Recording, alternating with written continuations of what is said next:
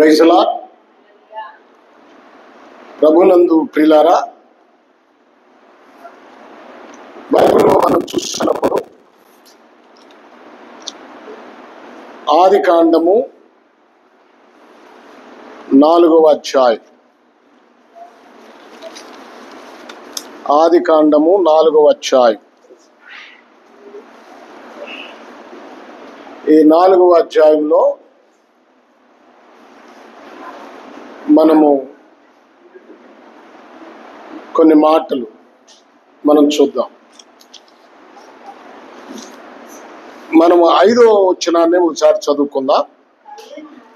కయ్యూనును అతని అర్పణను ఆయన లక్ష్య పెట్టలేదు, కాబట్టి కయ్యూనుకు మిక్కిలి కోపము వచ్చి అతడు తన ముఖము చిన్నబుచ్చుకొనగా అని ఉంది అక్కడ. చాలు. Praise the lord. చిన్న ప్రార్థన. ప్రభువా, చదవబడిన లేఖన భాగములో నుండి మీరు మాతో మాట్లాడండి.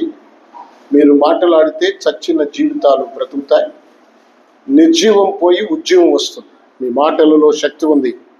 ఇప్పటి వరకు బిడ్డలు మిమ్మల్ని స్తుతించి ఆరాధించారు, ఘనపరిచారు. స్తోత్రం.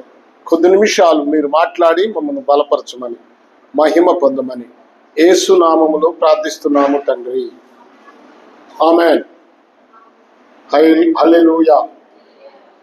పిల్లల్ని కంట్రోల్ చేయాలి మీరందరూ. ఎవరు మాట్లాడటానికి వీల్లేదు. Praise the lord.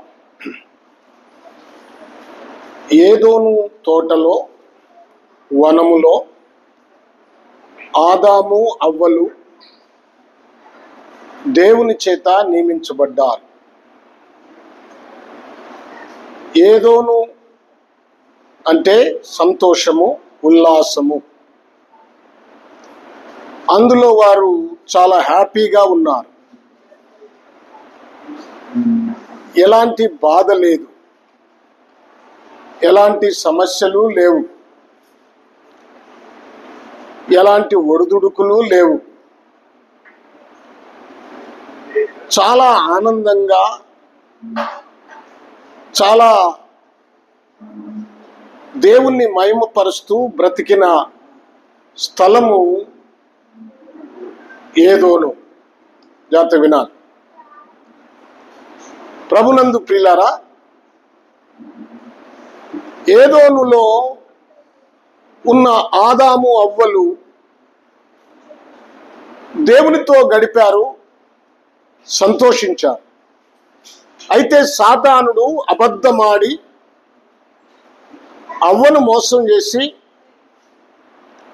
దేవుని ఆజ్ఞను ధిక్కరించేటట్లుగా తినవద్దన్న పండును తినిపించి సాతాను ఆదాము అవ్వల మీదకి శాపము తీసుకొచ్చాడు. దేవుడు కోపగించాడు. ఎందుకంటే తర్వాత చెప్పుకుందాం. దేవునికి ఇష్టము లేనిది ఆదాము అవ్వలు చేశారు. ఆజ్ఞ అతిక్రమించి పాపము చేశారు. ఇప్పుడు ఆదాము అవ్వలు మరలా తిరిగి కష్టపడి పనిచేసి బ్రతకాల్సిన పరిస్థితులు వచ్చాయి. కష్టపడి సేద్యం చేసి సమతోడ్చి బ్రతుకుతున్నారు. అయితే ఆ దినాల్లో దేవుడు ఆదాముకి ఒక కుమారుడినిచ్చాడు. ఆదాముకు పుట్టిన ఆ కుమారుని పేరు మొదట కయ్యూను. అవ్వ అంటుంది కదా, దేవుని దయ వలన, యెహోవా దయ వలన నేను ఒక మనుష్యుని సంపాదించుకున్నాను అంటుంది. ఒక మనుష్యుణ్ణి సంపాదించుకుంది. మొట్టమొదట ప్రపంచములో తల్లి గర్భమున జన్మించిన వాడు కయ్యూను. ప్రథమ కుమారుడు తల్లి గర్భములో నుండి జన్మించిన వారిలో ప్రథముడు ఎవరంటే కయ్యూను మాత్రమే. అంతకుముందు ఎవరు తల్లి గర్భములో నుంచి జన్మించలేదు. కయ్యూను అంటే అర్థం ఏమిటంటే పొందుకొనుట. సరే, ఇతడు చివరికి ఏం పొందుకున్నాడంటే ఆశీర్వాదాన్ని పొందుకోవలసిన ఈ కయ్యూను శాపాన్ని పొందుకున్నాడు. ఈ కయ్యూను గురించి కొంచెం వివరంగా కొన్ని మాటలు మీతో పంచుకోవటానికి ఇష్టపడతాను. కయ్యూను అంటే పొందుకొనుట. కయ్యూను ఆదాముకు అవ్వకు పుట్టిన ప్రప్రథమైన మొట్టమొదటి కుమారుడు. ఆ తర్వాత హేబేలు జన్మించాడు ఆదాము అవ్వలకు. హేబేలు రెండవ కుమారుడు. వీరిద్దరూ కూడా తల్లిదండ్రుల ద్వారా దేవుని గూర్చిన మాటలు విన్నారు. తల్లిదండ్రులు పిల్లలకు ఖచ్చితంగా ఆ దినాల్లో వాక్యం చెప్పారు. ఈ దినాల్లో కూడా మీరు చెప్పాలి. నేను అడుగుతాను, మీలో ఎంతమంది మీ పిల్లల కోసం మీరు ప్రార్థన చేస్తారు? నేను కాదన్ను. కానీ మీ పిల్లల్ని కూర్చోబెట్టి వాక్యం ఎంతమంది చెప్తారు? మీ పిల్లలకు వాక్యం చెప్తే బాలుడు నడవవలసిన త్రోవలు వానికి నేర్పిస్తే పెద్దవాడైన తర్వాత దాని నుండి తొలగిపోడని లేఖనం చెప్తుంది కదా. మీ పిల్లలకు మీరు వాక్యం చెప్తారా? తల్లిగా నీ బాధ్యత, తండ్రిగా నీ బాధ్యత. వాక్యం చెప్తావా? ఎప్పుడైనా పాఠాలు చెప్తావు, లెసన్స్, అదే చదువుకునేవి, క్లాస్ పాఠాలు. కానీ బైబిల్ పాఠాలు చెప్తావా? బైబిల్ పాఠాలు ఏమైనా నేర్పించావా? లేదు, ఆ విషయం చెప్పవు. అందుకే పిల్లలు ఎక్కువగా దారి తప్పటానికి కారణమవుతా ఉంది. ఇప్పుడు కయ్యూను విషయానికి వస్తే,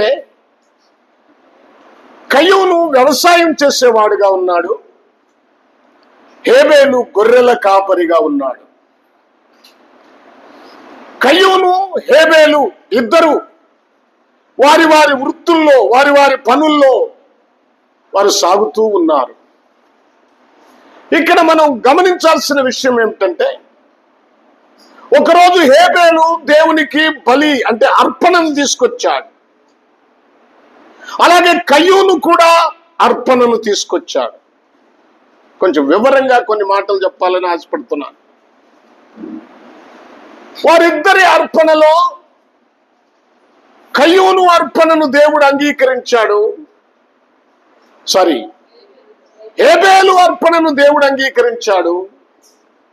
కయ్యూను అర్పణను దేవుడు అంగీకరించలేదు. కారణం, కయ్యూను అర్పణను అంగీకరించకపోవటానికి కారణం ఉంది. అర్పణను ఎందుకు అంగీకరించలేదు? ఎందుకంటే కయ్యూను గుణము చెడ్డది. కయ్యూను యొక్క గుణము చెడ్డది. చూడండి, యోహాను రాసిన మొదటి పత్రిక 3వ అధ్యాయం కొన్ని విషయాలు ధ్యానం చేద్దాం. యోహాను రాసిన మొదటి పత్రిక 3వ అధ్యాయం 12వ వచనం. మనము ఎలాంటి వారం ఉండకూడదు? కయ్యూను వంటి వారమై ఉండరాదు. వాడు ఎలాంటి వాడంట? దుష్టుని సంబంధి అయి తన సహోదరుని చంపెను. దుష్టుని సంబంధి అయి ఏం చేశాడంట? తన సహోదరుని చంపెను. చదవండి ఇంకా. వాడు అతనిని ఎందుకు చంపెను? తన క్రియలు చెడ్డవియు, తన సహోదరుని క్రియలు నీతి గలవి అయి ఉన్నాయి గనుక అందుకే చంపాడు. చూడండి, మనము కయ్యూను వంటి వారమై ఉండరాదు. వాడు దుష్టుని సంబంధి. వాడి గుణం ఏమిటంటే దుష్ట గుణము. వాడి ఆలోచనలన్నీ దుష్టుని ఆలోచనలు. ఇక్కడ మనం గమనించాలి. ఎందుకంటే చెడిపోయిన మనసు.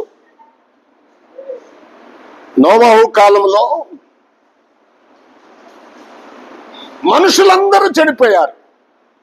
బైబిల్లో ఆది కాండము మీరు 6వ అధ్యాయం 11వ వచనం చూడండి. 6వ అధ్యాయం 11వ వచనంలో, భూలోకము దేవుని సన్నిధి చెడిపోయి ఉండెను, భూలోకము బలత్కారముతో నిండి ఉండెను. భూలోకం చెడిపోయింది. అప్పుడే భూలోకం చెడిపోయిందంటే భూలోకంలో ఉన్న మనుషులు చెడిపోయారు. మనుషులందరూ తినుచు త్రాగుచు పెళ్లి చేసుకొనుచు వారు లోక సంబంధమైన కార్యాల్లో ఆనందిస్తూ ఉన్నారు. వారి ఆనందం ఎక్కడంటే లోక సంబంధమైన కార్యాల్లో. చూడండి, మీకు ఫంక్షన్లో ఉండే ఆనందం దేవుని సన్నిధిలో దొరుకుతుందా మీకు? కానీ దేవుని సన్నిధిలోనే ఆనందం ఉంది. అది అనుభవిస్తే తెలుస్తుంది. సరే, కయ్యూను అతడి గుణము చెడిపోయినది, ఆలోచనలు చెడిపోయాయి. మనుషుడి ఆలోచనలు ఎలా ఉండాలంటే చెడిపోయిన స్థితిలో ఉండకూడదు. ఇప్పుడు కయ్యూను యొక్క అర్పణ చెడ్డది అన్నాడు. ఎందుకంటే విశ్వాసము కానిది పాపం. రోమాపత్రిక మీరు 14వ అధ్యాయము 23వ వచనాన్ని ఒకసారి చదవండి. రోమాపత్రిక 14వ అధ్యాయము 23వ వచనం చివరి.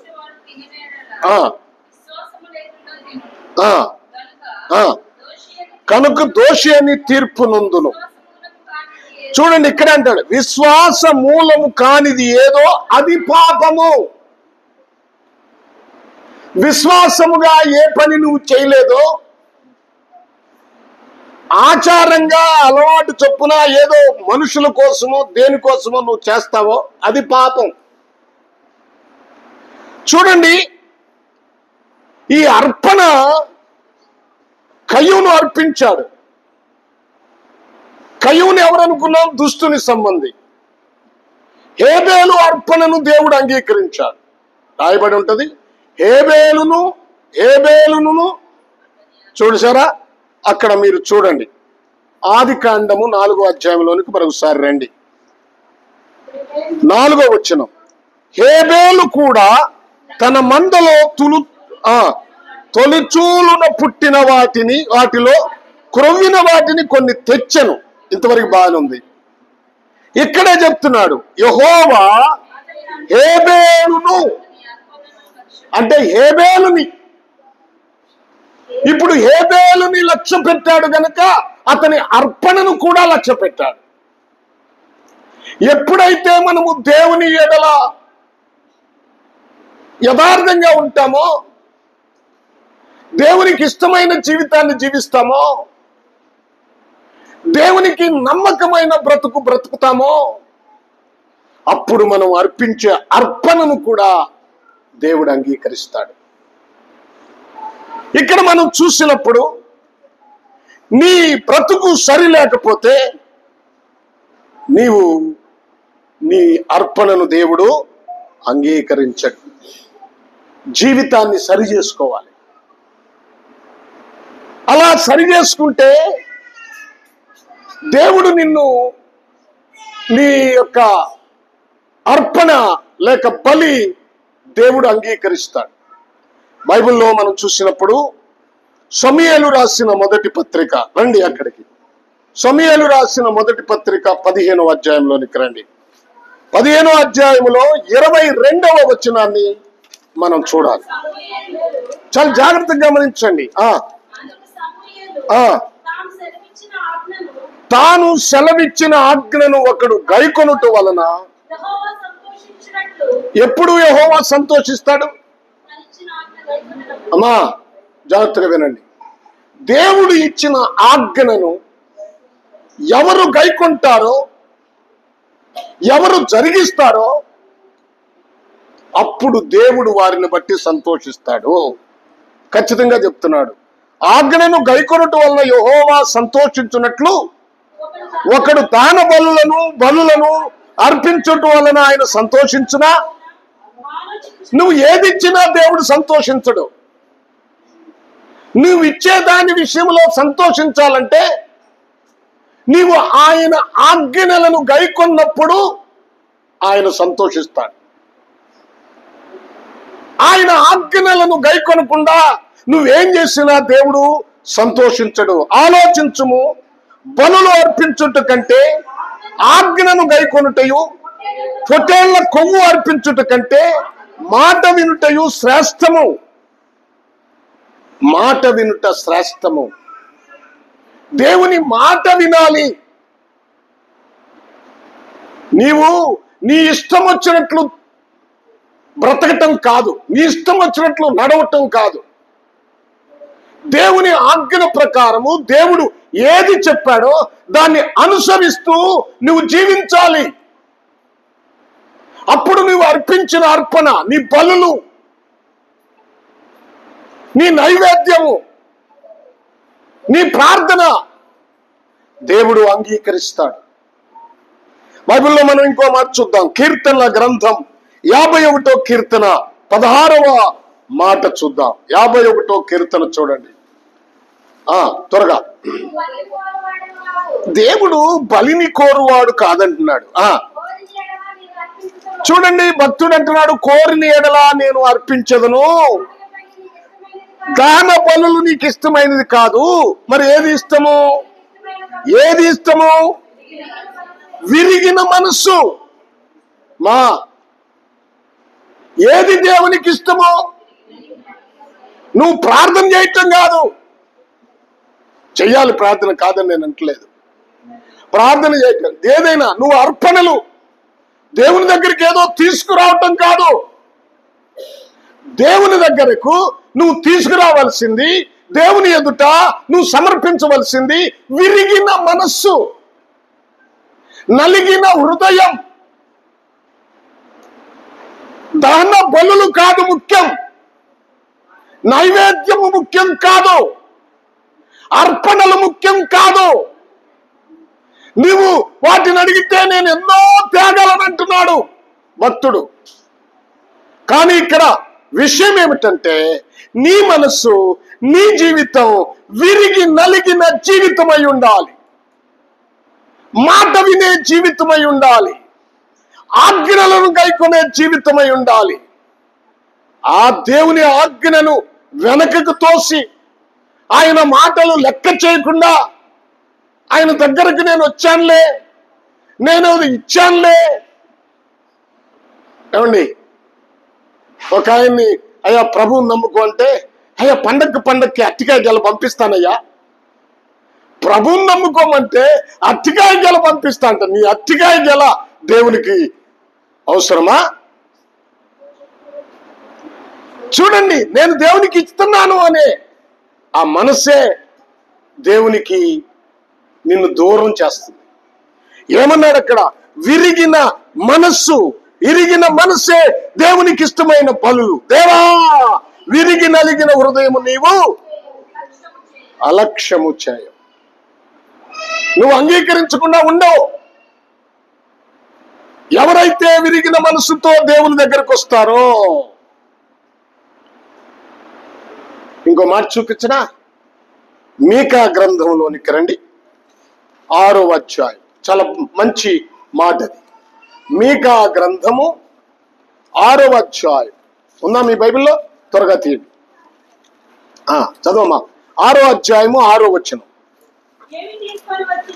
అబ్బా, ఏమి తీసుకొని వచ్చి నేను యెహోవాను దర్శిద్దు. నా దగ్గర ఏముందబ్బా? ఏం తీసుకొని రావాలి?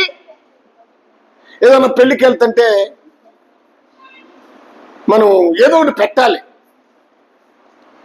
ఏదో ఒక వస్తువు తీసుకెళ్తేనే వాళ్ళు మనల్ని లెక్క చేస్తారు. ఇప్పుడు దేవుని దగ్గరికి వచ్చేటప్పుడు కూడా నువ్వు ఏదో ఒకటి తీసుకురావాలా? ఏమండి, మనుషులకు ఘనంగా ఉండాలని కోరుకుంటాం మనుషుల ఎదుట. మా ఊర్లో పండక్కి చందాలు చదువుతారు. ఉదాహరణకి ఆ చందాలు చదివేటప్పుడు పలాని లింగయ్య 1000 రూపాయలు ఇచ్చాడు అని చదివినప్పుడు మైకులో వాడు మంగయ్య అంటాడు. వాడికి లింగయ్యకి పడదు, అంటే ఒకళ్ళంటే ఒకళ్ళు. ఇప్పుడు మంగయ్య దగ్గర డబ్బులు లేకపోయినా ఒక 2000 ఎక్కడో అప్పు చేసి తీసుకొచ్చి ఇప్పుడు పలాని మంగయ్య 2000 ఇచ్చాడు, ఇప్పుడు లింగయ్య కన్నా గొప్పోడు మంగయ్య అనిపించుకుంటున్నాడు. అది కాదు దేవుడు చూసేది. ఇక్కడంటే ఏమి తీసుకొని వచ్చి యెహోవాను దర్శింతును, మహోన్నతుడైన దేవుని సన్నిధిని నమస్కారం చేతును. ఏం తీసుకొస్తే? నువ్వు పెద్ద పలహారం తీసుకొస్తానో లేకపోతే పెద్ద కానుక తీసుకొచ్చి నమస్కారం చేస్తే దేవుడు అంగీకరిస్తాడు అనుకుంటున్నారా? చూడండి, దహన బలులను ఏడాది దూడలను అర్పించి దర్శించునా, వేల కొలది పొట్టేళ్లను వేలాది నదులంతా విస్తార తైలము ఆయనకు సంతోషము కలుగుజేయనా. అమ్మా, నా అతిక్రమమునకై నా జ్యేష్ఠ పుత్రుని నేను ఇత్తునా, నా పాప పరిహారమునకై నా గర్భ ఫలమును నేను ఇత్తునా. అవన్నీ కాదు దేవుడు చెప్తున్నాడు. దేవుని వాక్యం, మనుషుడా ఏది ఉత్తమో అది నీకు తెలియజేయబడి ఉన్నది గనుక. ఇక్కడ అంటున్నాడు న్యాయముగా నడుచుకొనుట. అమ్మా అయ్యలారా వినండి, నీ జీవితము న్యాయముగా నడుచుకుంటుందా? నీ ప్రవర్తన న్యాయంగా ఉందా? నీ వారికి ఒకటి, పక్క వారికి ఒకటి, నీ తల్లిదండ్రులకు ఒకటి, నీ అత్తమామలకు ఒకటి.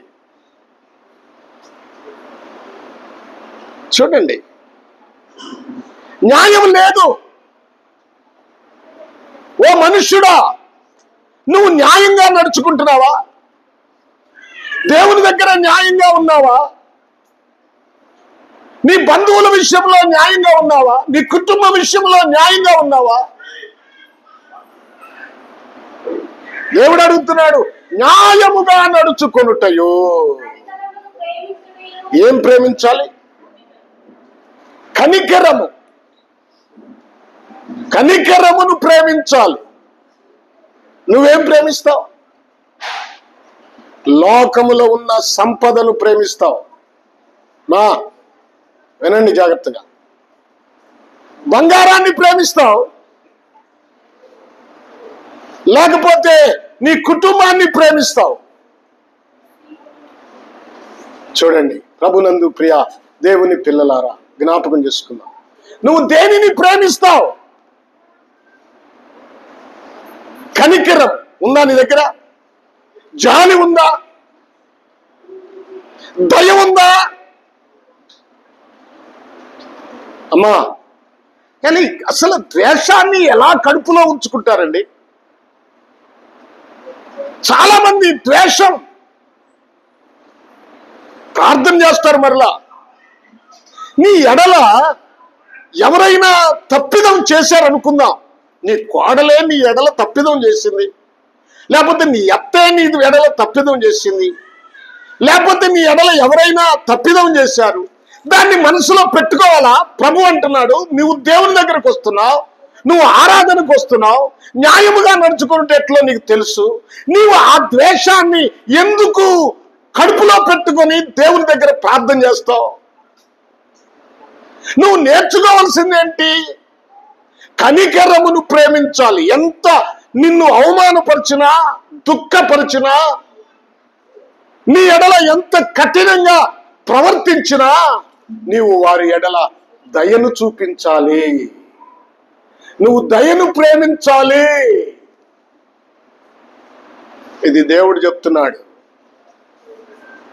దయను ప్రేమించుటయు, కనికరమును ప్రేమించుటయు, దీన మనసు కలిగి నీ దేవుని ఎదుట ప్రవర్తించాలి. ఎలా ప్రవర్తించాలి? ఎలా ప్రవర్తించాలి? దీన మనస్సు ఉందా? దాన్నే నలిగిన మనస్సు, విరిగిన మనస్సు.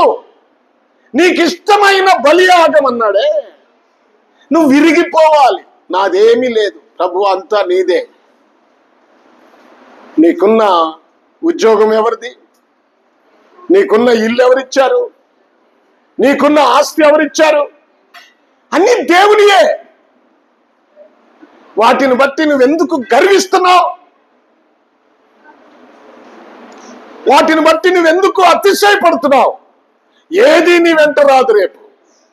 వాటన్నిటిని విడిచిపెట్టాల్సిందే. ఒక దినం ఉంటుంది. నీ గతేమవుతుంది? వాటిని చూసి నువ్వెందుకు విర్రవీగుతున్నావు?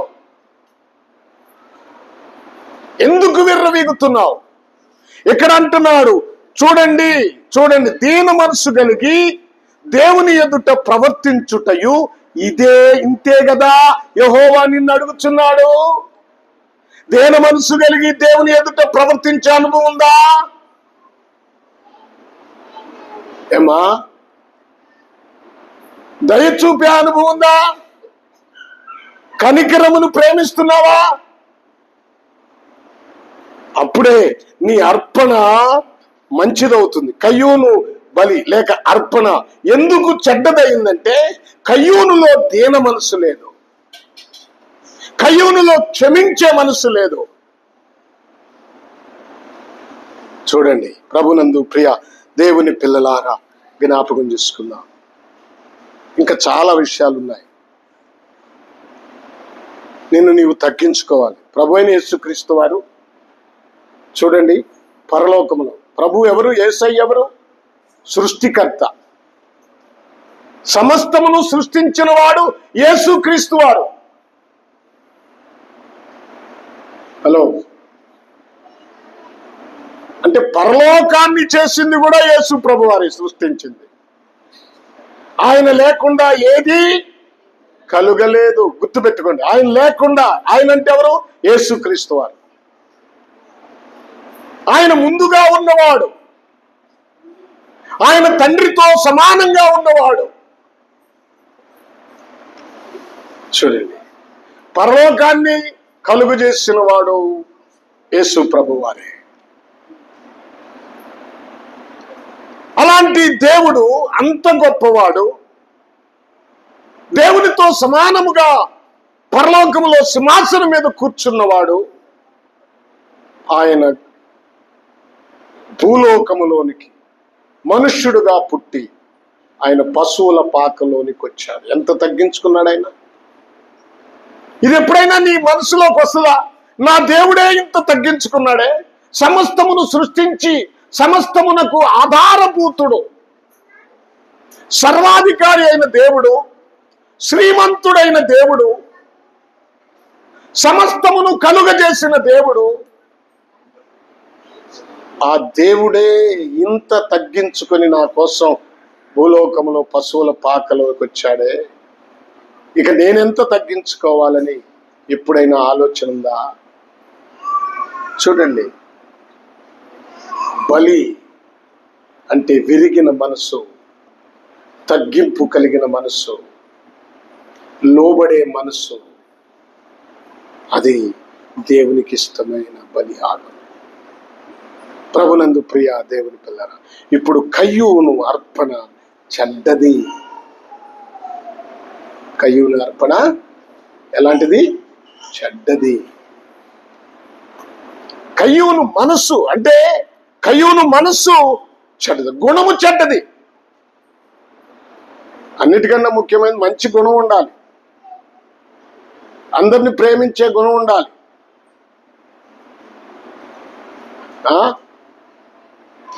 మూడో విషయం ఏంటంటే కయ్యూను పని చెడ్డది.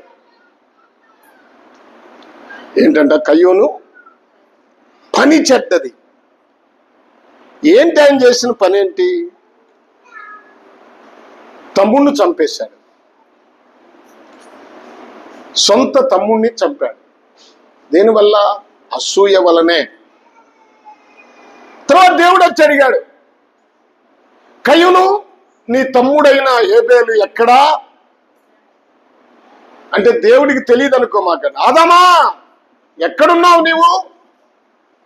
అయ్యా, చెట్టు చాటునున్నానయ్యా. ఆదాము చెట్టు చాటునున్న సంగతి దేవునికి తెలుసు. కయ్యూను హేబేలును చంపేశాడని దేవునికి తెలుసు. కానీ దేవుడు అడుగుతున్నాడు. చూడండి, ఆదికాండము 4వ అధ్యాయం ఎన్నో వచనం చదువుతున్నామా అమ్మా? చదువు. యెహోవా, నీ తమ్ముడైన హేబేలు ఎక్కడున్నాడు? కయ్యూను అడగగా, చూడండి, నా తమ్ముడికి నేను కావలివాడునా? నేను ఎరుగను. ఇక్కడ ఏం చేస్తున్నాడు? అబద్ధం ఆడుతున్నాడు. అబద్ధం ఆడటమే కాదు, దాన్ని ఏమంటారు? బోక్కరిస్తున్నాడు. నా తమ్ముడికి నేను ఏమన్నా కావలివాడినా? ఇతనే చంపాడు. హేబేలు రక్తము దేవునికి మొర్ర పెడతా ఉంది. దేవునికి అర్థమైపోయింది. దేవునికి అర్థమైపోయింది. తెలుసు, ఆయనకి అంతా తెలుసు. అయినా ఇతడు ఏం చెప్తాడు? ఇతడేమన్నా పశ్చాత్తాపడతాడా? క్షమాపణ అడుగుతాడా? ఎందుకంటే క్షమాపణ అడిగితే క్షమించటానికి సిద్ధ మనసు కలిగిన వాడు మన ప్రభువు. సిద్ధ మనసు. చేసిన తప్పును దేవుని దగ్గర ఒప్పుకొని విడిచిపెట్టే అనుభవం ఉండాలి. ఆ అనుభవం చాలా మందికి లేదు. ఇక్కడ అంటున్నాడు, నేను ఏమన్నా, చూడండి, భయంకరమైన అబద్ధం ఆడుతున్నాడు. ఈ రోజున విశ్వాసుల్లో చాలా మంది అబద్ధికులు తయారయ్యారు.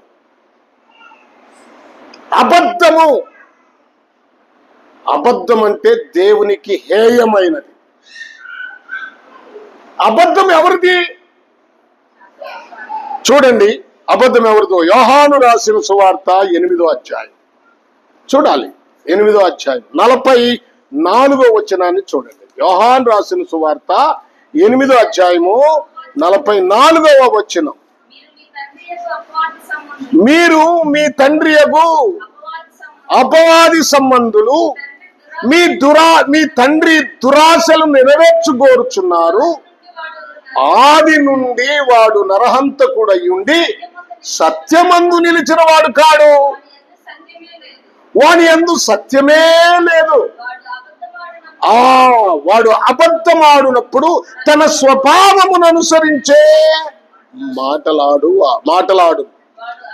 వాడు అబద్ధికుడును అబద్ధమునకు జనకుడై ఉన్నాడు. ఇప్పుడు వాడి స్వభావమును బట్టే, వాడి స్వభావమే అబద్ధమాడే స్వభావం. సాతాను యొక్క స్వభావం, అపవాది యొక్క స్వభావం అబద్ధమాడే స్వభావం. చూడండి, ఇప్పుడు సంఘములో ఉన్న దేవుని పిల్లలు అబద్ధమాడుతున్నారంటే వారు ఎవరి స్వభావం కలిగి ఉన్నారు? దేవుని స్వభావమా, అపవాది స్వభావమా? దేవుని స్వభావము సత్యము చెప్పటం, అపవాది స్వభావము అబద్ధం ఆడటం. ఇప్పుడు మీరు అబద్ధం ఆడుతున్నారా?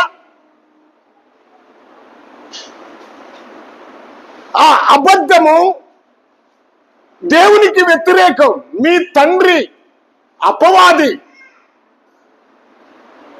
చూడండి, ప్రభునందు ప్రియ దేవుని పిల్లలారా, మనము అబద్ధం ఆడకూడదని దేవుడు కోరుకుంటున్నాడు. అది దేవునికి ఇష్టం ఉండదో. కీర్తన గ్రంథం 119వ కీర్తన చూడండి, 163వ మాట, 119వ కీర్తన 163వ మాట. ఏమా ఎవరికి అసహ్యం? అది ప్రవచనం. అబద్ధము నాకు అసహ్యము, అది నాకు హేయము. నీ ధర్మశాస్త్రము నాకు ప్రీతికరము.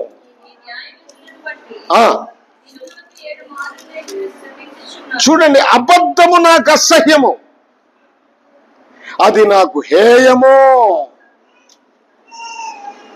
అబద్ధం అంట దేవునికి అసహ్యం.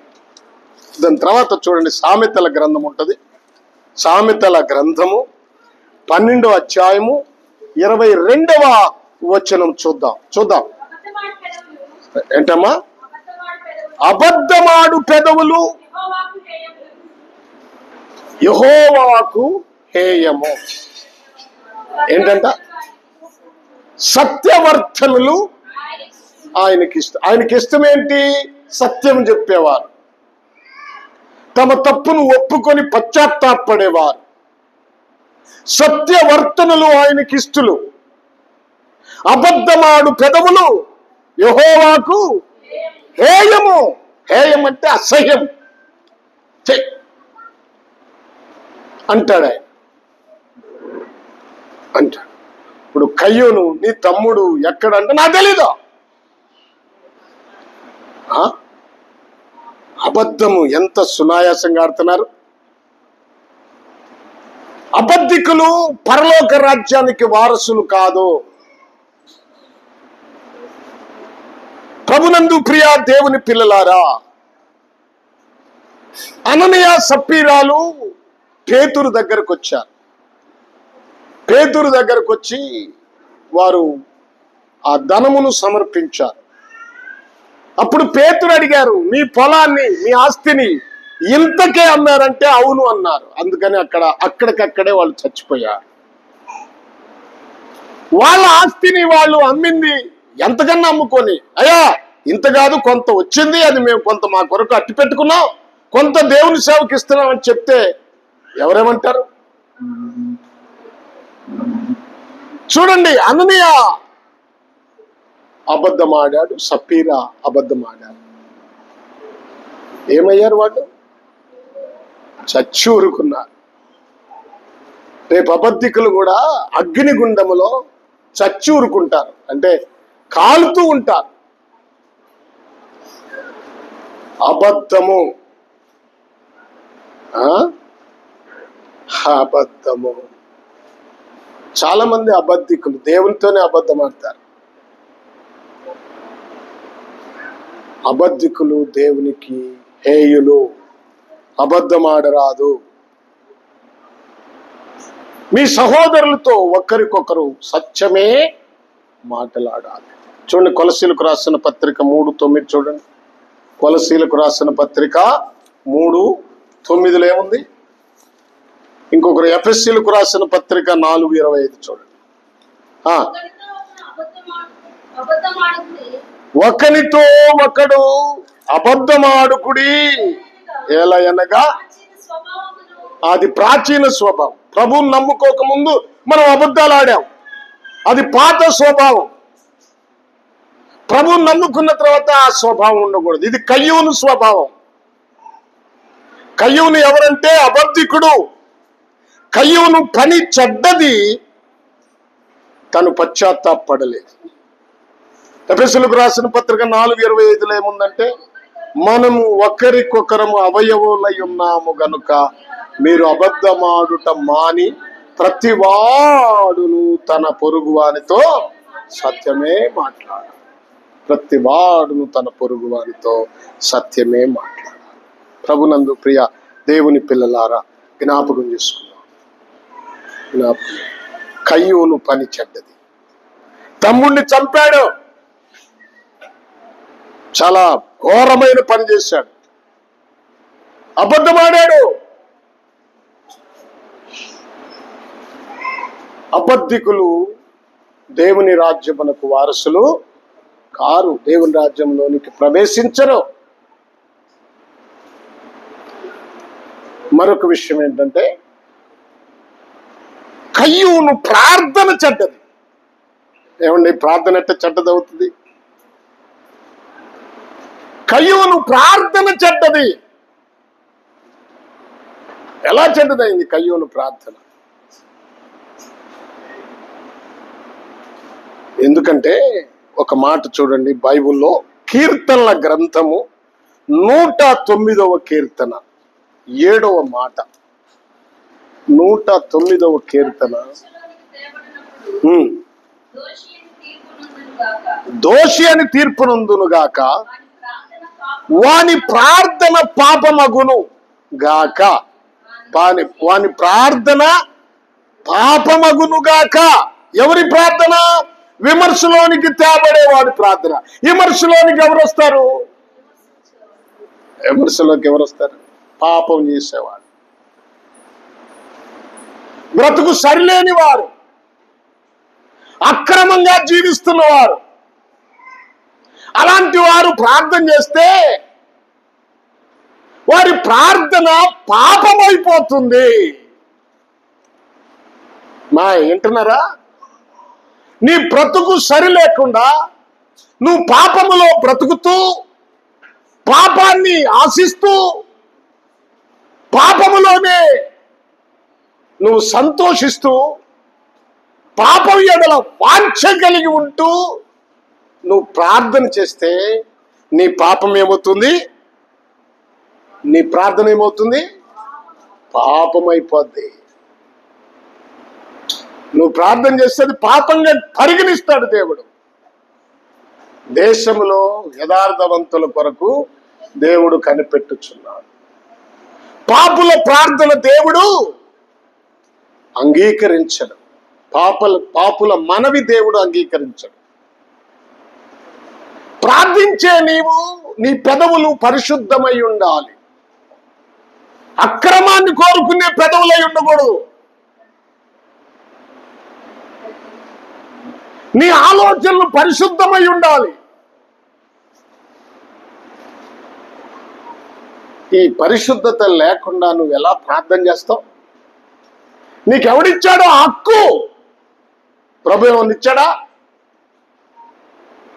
ప్రభు ఏమనిచ్చాడా?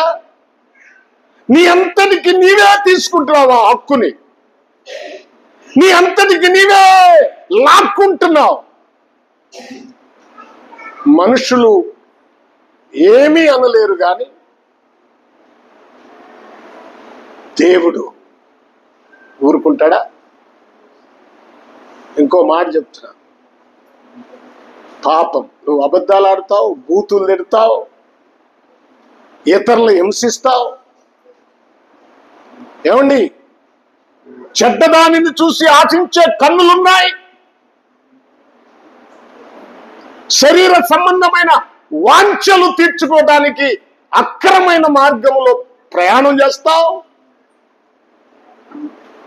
మరి నీ పాపము, నీ ప్రార్థన పాపం కాదా? పాపం కాదా? అంతేకాదండి, ఇంకొక విషయం కూడా గుర్తుపెట్టుకోవాలి. పాపమును ప్రోత్సహించి పాపమును ఖండించకుండా ఉండేవారి ప్రార్థన కూడా పాపమే. బైబిల్లో ప్రభువుని గురించి పరిసయ్యులు ఒక మాట అంటారు, బోధకుడా నీవు నిర్మహమాటము లేని బోధకుడు అని మాకు తెలుసు అంట. నిర్మహమాటము, బోధ ఎప్పుడు నిర్మహమాటంగా ఉండాలి. పిచ్చి బోధలు చేయకూడదు. పిచ్చి బోధలు అంటే దాని అర్థం ఏంటంటే, పిచ్చి బోధలు అంటే ఏంటి? పిచ్చి బోధలు అంటే ఏంటి?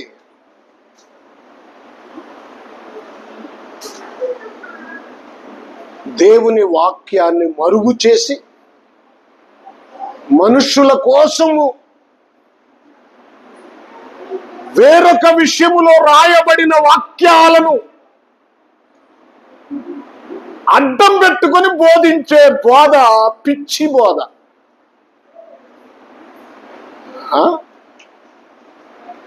ప్రభునందు ప్రియ దేవుని పిల్లలారా, జ్ఞాపకం చేసుకున్నాం, నీ ప్రార్థన పాపం కాకుండా చూసుకో. కయ్యూను ప్రార్థన చెడ్డది.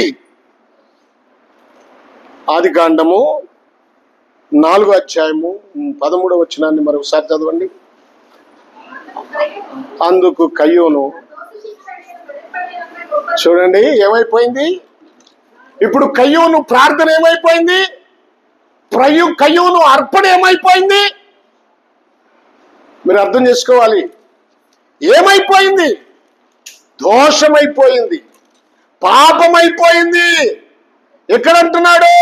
అందుకు కయ్యూను, నా దోష శిక్ష నేను భరించలేనంత గొప్పది. అర్పణ అర్పించావు కదయ్యా, ప్రార్థన చేసావు కదయ్యా, చేలా నీ పొలములో పంటను తీసుకొచ్చి దేవునికి అర్పించావు కదా, మరి నీకు దోషం ఎందుకు వచ్చింది? అంత దోష శిక్ష, భరించలేనంత శిక్ష నీ మీదకి ఎందుకు వచ్చింది? ఎందుకు వచ్చిందంటే నీ గుణము చెడ్డది గనుక, నీ ఆలోచనలు చెడ్డవి గనుక, నీలో దేశమున్నది గనుక, నీవు పాప సంబంధమైన బ్రతుకులో చెడ్డవాడైన అబద్ధికుడైన ఆ సాతానుకు నీవు అనుచరుడుగా ఉన్నావు గనుక, నువ్వు దుష్టుని సంబంధిని గనుక ఇప్పుడు నీ మీదకి శిక్ష వచ్చింది. ఆ శిక్ష ఎంతదంటే, ఆ శిక్ష అతడు భరించలేనంత శిక్ష. ధనవంతుని మీదకి ఎంత శిక్ష వచ్చింది? అయ్యో అబ్రహామా, నేను ఇక్కడ వేతన పడుచున్నాను, భరించలేకపోతున్నాను. అబ్రహామా, ఆ లాజరును పంపి ఒక్క చుక్క నీటి బొట్టు నా నాలుక మీద ఏపించయ్యా. ఎంత శిక్ష వచ్చింది ఆ ధనవంతుడి మీదకి? ఎంత వచ్చింది? భరించలేని శిక్ష. ఒక దినం ఉంది. నీకు ఇప్పుడు అర్థం కాదు. అది నీకు ఇప్పుడు అర్థం కాదు. నువ్వు ఆలోచన చేయవు. నీకున్న డబ్బును బట్టి, నీకున్న సుఖాన్ని బట్టి, నీకున్న ఉద్యోగాన్ని బట్టి, నీకున్న బలమును బట్టి, ఆరోగ్యాన్ని బట్టి నువ్వు దాన్ని ఆలోచించు. ఇప్పుడు చాలా మంది అలాగే ఉన్నారు. ఇప్పుడు జాగ్రత్త. ఒక దినం ఉంది. కయ్యూను మీదకి శిక్ష వచ్చింది. నా దోష శిక్ష నేను భరించలేనంతదయ్యా, గొప్పది. నేడు ఈ ప్రదేశము నుండి నన్ను ఎల్లగొట్టితివి, నీ సన్నిధికి రాకుండా వెలివేయబడి దిగులు పడుచు భూమి మీద దేశ దిమ్మరినయ్యుందును. కావున నన్ను కనుగొను వాడెవడో వాడు నన్ను చంపునని యెహోవాతో అనెను. ఆయన సన్నిధిని కనపడకుండా, ఆయన సన్నిధి అంటే చూడండి, రేపు పరలోకములో దేవుని సన్నిధి ఉంటుంది. పరలోకములో దేవుని సన్నిధిలో నువ్వు ఉండకుండా నిన్ను అగ్ని గుండములోనికి నెట్టి వేస్తావు. దేశ దిమ్మరి అంటే అగ్ని గుండం. ప్రభునందు ప్రియ దేవుని పిల్లలారా, గమనించండి దేవుని మాట. ఈ మాటలు మన జీవితాలను దిద్దుకోవటానికి, 3 నాళ్ల ముచ్చట మురిగిపోయే దేహమైన ఈ లోక సుఖం కోసం ప్రాకులాడి, ఈ లోక సుఖం కోసం ప్రయాసపడి నీవు సత్యానికి దూరమై అపవాది అనుచరులవై నువ్వు బ్రతికితే రేపు అగ్నిగుండమే నీకు గతి. అక్కడే ఉంటా. కనుక జాగ్రత్త, జాగ్రత్త. మన లోపాలు దిద్దుకోవాలి. ఇంకా ఉన్నాయి కొన్ని విషయాలు చెప్పాలి. కయ్యూను గురించి కొన్ని విషయాలు ఉన్నాయి. దైవ చిత్తమైతే మరోసారి చెప్తాను. టైం అయిపోయింది కనుక నేను ముగిస్తున్నాను. ప్రభునందు ప్రియ దేవుని పిల్లలారా, కయ్యూను గుణము చెడ్డది, కయ్యూను బలి చెడ్డది, కయ్యూను పని చెడ్డది, కయ్యూను ప్రార్థన చెడ్డది, కయ్యూను చూడండి మార్గం చెడ్డది, కయ్యూను వంశము చెడ్డది, కయ్యూను అంతము చెడ్డది. 3 విషయాలు తర్వాత చెప్తాను. ప్రభునందు ప్రియులారా, నువ్వెలా ఉన్నావు? నీ అంతం ఎలా ఉండాలనుకుంటున్నావు? ఒక్కసారి ఆలోచించు. నిన్ను నీవు సరి చేసుకో. నీవు దేవుని కొరకు నిన్ను నీవు కట్టుకో, దిద్దుకో. ఏమైనా లోపం ఉంటే పశ్చాత్తాపడి ప్రభువా నన్ను క్షమించమని అడుగు. క్షమించటానికి సిద్ధ మనసు కలిగిన వాడు మన ప్రభువు. దేవుడు మిమ్మల్ని ఆశీర్వదించునుగాక. ప్రార్థన చేసుకుందాం. తల వంచండి.